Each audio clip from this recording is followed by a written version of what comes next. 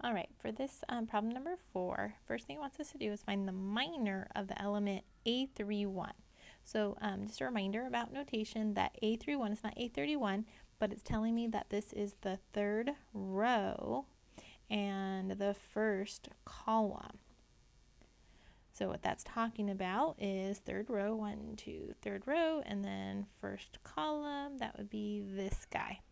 And so if we want to find the minor of that, we're going to cross off the column and the row. So it's just doing little baby steps to one of the methods for finding the determinant of a 3 by 3 matrix.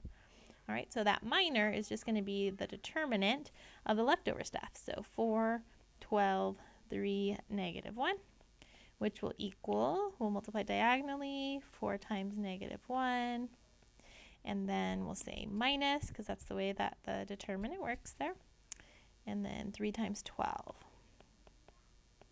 So that looks like our minor would be negative 4 minus 36, which will be negative 40. And so notation-wise, we could call this M31.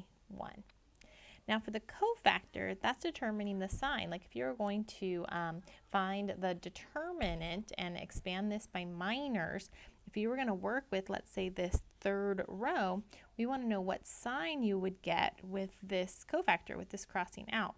So if you remember, the way that it worked was plus, minus, plus, minus, plus, minus, plus, minus, plus.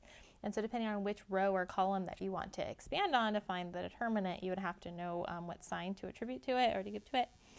The other thing that you can do if you're trying to figure out the sign is it's going to be negative 1 to the, and then you put the row number plus the column number.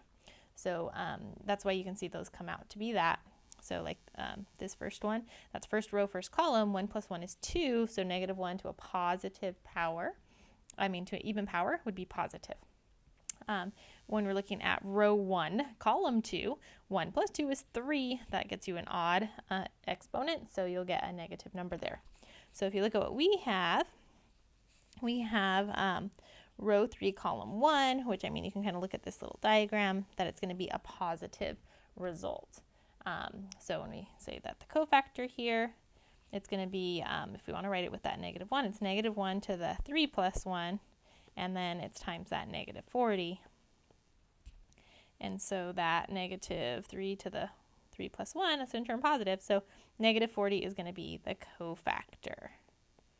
And again, these are just really the baby steps to finding the determinant if you're going to do it by expanding by minors. Maybe you like the diagonal way more, but this is just kind of breaking down that method. So I hope that helps.